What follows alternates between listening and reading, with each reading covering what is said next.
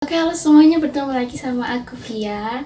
Dan kali ini tentunya sedikit berbeda dengan video-video sebelumnya.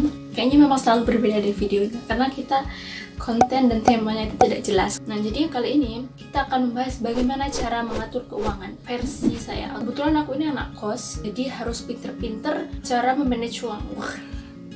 Manage uang, bener lah, aku sering dengar kayak gitu. Bener, bagaimana cara mengatur keuangan gitu, gimana uang yang diberikan kepada orang tua kita itu bisa cukup dalam waktu 1 bulan ini. Kalau mungkin kan ada kalian atau per minggu dijatahnya, nggak tahu ya, tapi kebanyakan sih dari teman-teman aku juga itu kena jatahnya itu dalam 1 bulan gitu.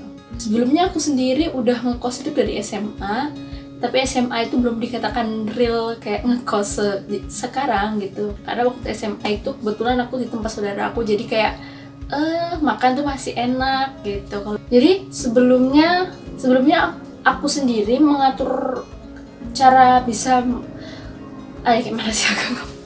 Tentunya kan kita tahu sendiri ya, tiap anak itu kan berbeda dikasih uang jatahnya. Ada yang dikasih 1 juta per bulan, ada yang lebih 2 juta, 3 juta, mungkin ada yang kurang juga, ataupun juga ada yang dikasih 500 ribu itu udah kebanyakan, udah sisa, ada juga yang kekurang. Jadi setiap orang itu tentunya beda kebutuhan juga ya.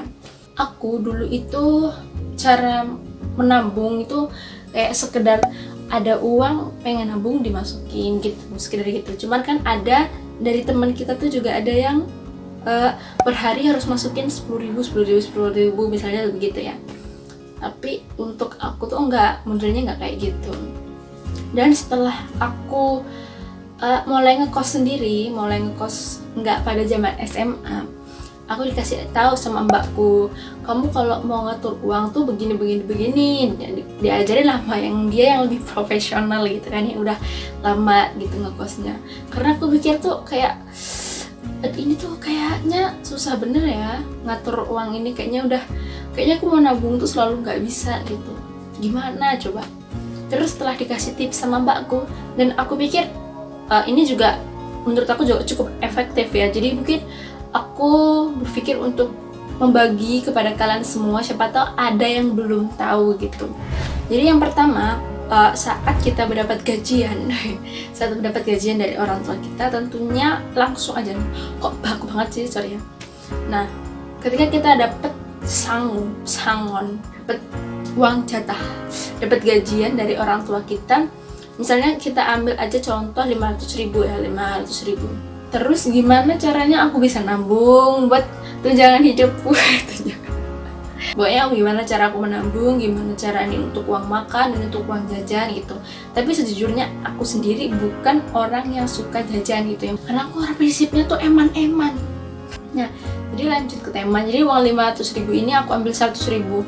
Misalnya aku ambil 100 ribu, ini aku masukin ke penabungan. Jadi kayak udah aku masukin aku taruh di dompet gitu misalnya. Tapi dompet ini emang bukan untuk mengeluarkan keperluan gitu, bukan. Ini khusus untuk yang kayaknya tuh jarang aku pakai gitu.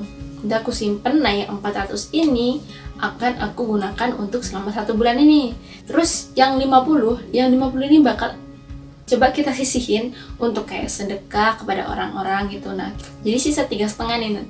3,5 ini nah kita gunain untuk keperluan sehari-hari gitu. Tapi setelah aku pelajari lebih lanjut, kita belajar dari mbakku, ternyata menabung tuh nggak cukup cuman 100 ribu cek kita taruh. Oh, tidak seperti itu kawan, tidak seperti itu. Jadi perlu kan, kita kan namanya manusia tidak pernah puas dengan sesuatu. Nah, karena aku tuh kayak pengen beli inilah laptop lah, HP, kamera, baju, lah semuanya kan hampir segitu. Jadi salah satu caranya tuh gimana? Jadi kayak aku sendiri buat gulungan, tahu kan? Nah, tulisan ini untuk beli HP. Udah, ntar uangnya berapa? 2.000, masih 2.000 nggak apa-apa, 2.000. Terus untuk beli apa gitu, keperluan apa, untuk kepepet. Nah, yang kepepet ini kemungkinan kalau uang kita habis tiba-tiba nggak kekontrol, kita bisa pakai uang kepepet. Tapi yang uang tabungan untuk beli ini, yang keperluan kita untuk nabung apa-apa, nah ini jangan dipakai.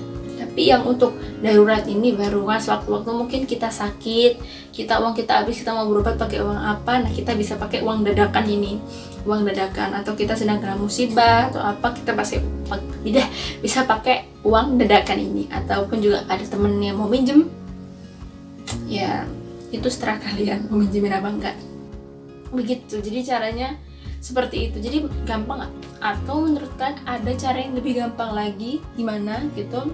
Jangan lupa untuk share cara kalian mengatur keuangan kalian di kolom komentar, oke? Tapi mungkin untuk awal-awal itu mungkin sedikit berat ya, kayak jadi caranya gitu aja. Jadi setelah kita ulas tadi, yang pertama pisahkan uang jajan kamu dan uang tabungan. Kemudian uang tabungan itu jangan lupa kalian bagi ke dalam apa yang ingin kalian beli gitu. Misalnya kan ya kayak tadi, atau kalian prinsip orang yang bukan yang anak yang udah nyimpen uang tapi bakal keambil lagi. Itu gimana ya cara mengatasinya itu? Soalnya aku sendiri sih kadang gitu, tapi kayak berusaha untuk jangan diambil gitu. Nggak punyanya aku, oke lah diambil nggak apa-apa, tapi nanti pokoknya harus udah bisa ke ini ya. Pokoknya kalau aku sih sendiri, uang ini tuh jangan sampai kepake uang tabungan ini, kalau mau ngepakai uang dadakan ini gitu.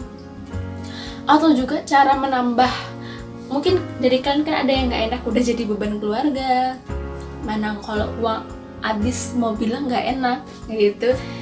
Itu sama kayak aku mau ngomong nggak enak tapi uang ini udah habis, gimana dong, masa mau terus-terusan di beban keluarga.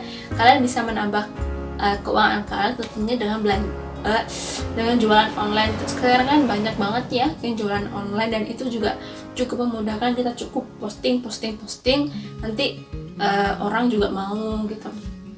Thank you buat kalian yang udah nonton bagaimana cara tips mengatur keuangan ala anak kos, oke?